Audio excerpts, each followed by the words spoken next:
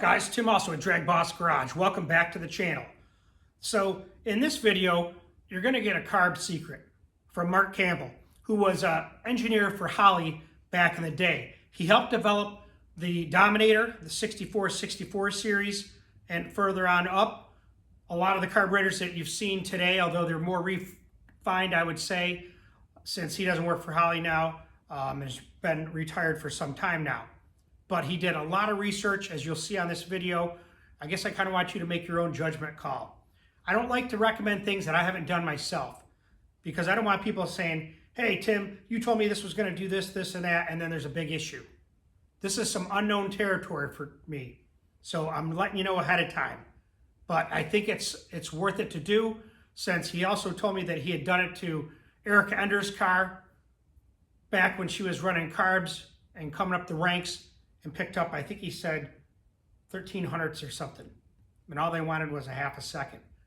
So when I heard that, I was like, wow. So let me show you what I got, because I want to do it too. So I got this carburetor here. Regular old Holley. This is from the part number that's down here on the side, is a 6R3738B. And when I did a search on it, it came up to be a Holley 850 double pumper. Now I got this carburetor from Doug Jennings. Doug, thank you for that. We made some horse trading and I got a carburetor, a bunch of other parts, actually a transmission to a C4. So I appreciate that, Doug. Big shout out to you and your 70 Mustang. But this, according to what I found, was an 850 Holley double pumper, and it's got 50cc accelerator pumps on each end. So I'll tell you, it's a pretty nice looking carb. I had lubed it up, cleaned it up a little bit to make sure that the throttle linkage was working.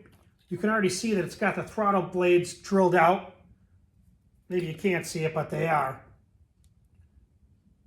And you watch this video and kind of give me some comments of what you think of what Mark says about all the fancy stuff that are done by carburetor gurus, and if they make a difference.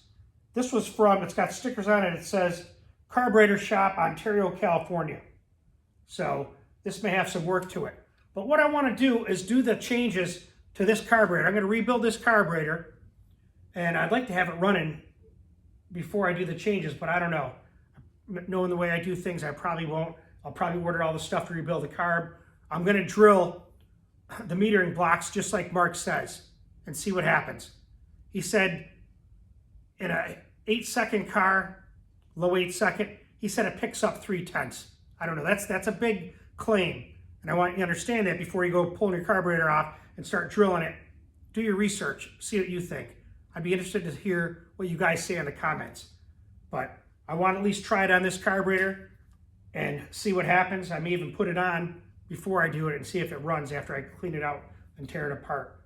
But it doesn't look like it's in bad shape. So Cleveland's like an 850 double pumper, so they say. I've always had good luck with them. A chance of doing it. The worst thing you're going to do is have to replace the metering blocks, and they're not that expensive. So unless you got some high dollar custom carb, but think about it before you do it. I'll get Mark back on here and we'll talk to him and see. I don't know, watch the video, put it in the comments what you guys think, and then we'll kind of mull it over and see who wants to do it and see what the plan's going to be. But I appreciate you guys being here at DragBoss Garage. We're always seeing and learning something new.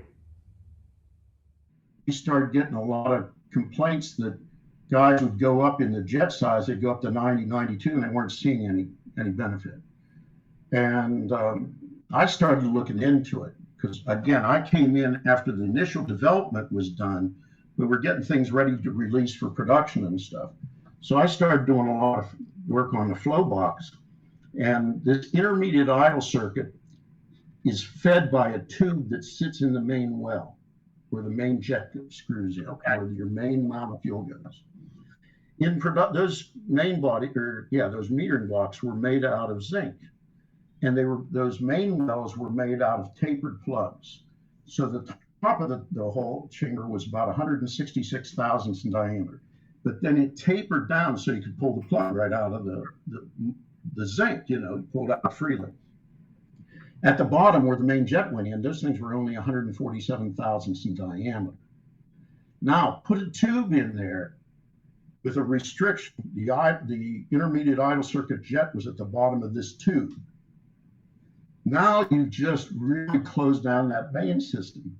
And the fact was the other problem you have in the metering block is you have surface drag of the fuel as it goes through the main well up to going over to the nozzle and everything. There's surface drag along there. That's significant.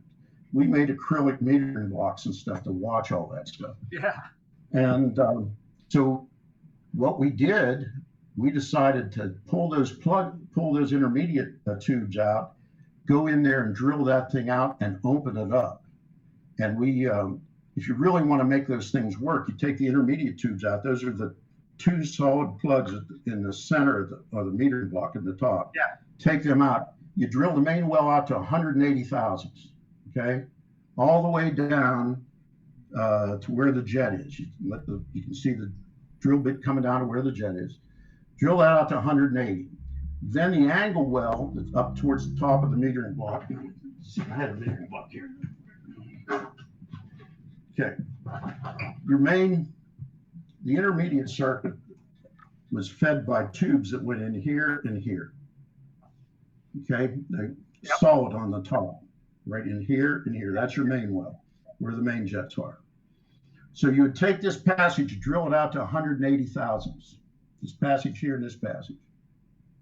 Then you put the tube back in. Now, if you were to take the tube out today, and I've done it in the field, what you got to do is you got to drill the top of that tube with about 125 thousandths drill bit. It'll break into an opening. Use an easy out to get it turned and pull it out. Then you drill that whole area, and then you can put that tube back in. Now, when you put the tube back, I think that most intermediate circuits are too rich, but we'll get into that later. And you can reduce that intermediate jet size with some wire or different things that you can, I'll put you onto. But if you put 180, drill that out to 180, then do these angle passage right here. This is right here, and right here. That takes you, that's what lines up.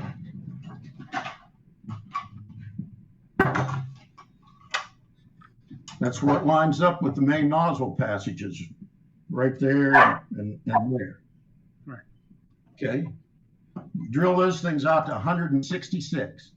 That angle passage and those, you go clear through into the booster, and you drill the whole thing out to 166 thousandths.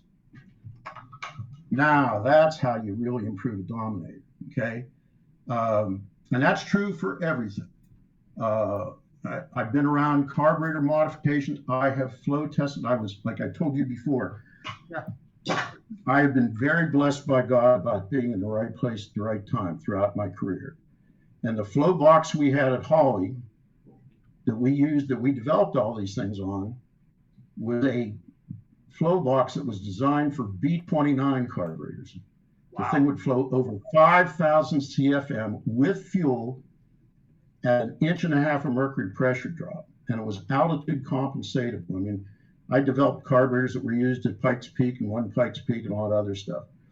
But I have flow tested all sorts of carburetors that have been modified. I mean, stuff that I see today that, and I'm not being disparaging in anything, anybody that's out there. I don't want to come across as disparaging, but we had a fellow tech salesman at Holley when I was there named Ed Hecht out of Texas, and another fellow named Chuck Gulledge out of California. And they did all the nice cosmetic stuff. And they might have picked up at 1.5 inches of mercury, they might have picked up 20 CFM. But at 0.5 inch of mercury, where the thing is running, that 20 CFM is maybe 11. And I mean, it didn't do diddly squat. What you're really worried about is the air-fuel mixture through the operating range. And as you get much more performance out of accurately controlling the fuel on the air-fuel mixture than all this other crap about thinning out throttle plates and everything else. There is so much more power to be given. So you're telling me that thinned out throttle blades and shafts and button screws and all this stuff, and you're telling me it doesn't do a damn bit of good. Spin into the wind. spit into the Really? line. Yeah. I mean, you do what I'm telling you about on a metering block. You do billet. I'm Yeah. telling you about on a metering block. On a serious 8-second car, it's 3/10. Say that again. On a serious 8-second car, low 8-second car, it's worth 3/10. Wow. It's in the response of the nozzle and everything else. You minimize all that surface drag because you've increased the volume in the main well. All the crap with the air bleeds and stuff. What a waste of time, unless you really know what you're doing. And think about all the air bleed drilling and all the other stuff. I played with all stuff on an air box, and I know how it. See, people don't have wet air boxes to play with. But anyhow, controlling the fuel is far more efficient as far as, and gives you more power than all the other modifications you can make to not just a 4500. The whole Holley. You take anything from a 750 on up. You increase that main well size. And of course, the regular double pumper line and the 4575, they don't have that tube there. So it's easy to take that out. I mean, if you have to plug that up, you can use some double wide shock buck. You don't have to have that. You can buy, I think, the brass. You used to be able to buy the brass plugs from Holley. I don't know if you still can or not. But enlarging that main well, again, you take it out to 180 thousandths. Okay. Then the angle wells to 166. And then straight through on the boosters to 166, right through the brass pin and everything, all the way to 166. You won't believe the throttle response improvement. Now I got to try this. Wow. All right, guys, I hope you enjoyed that video.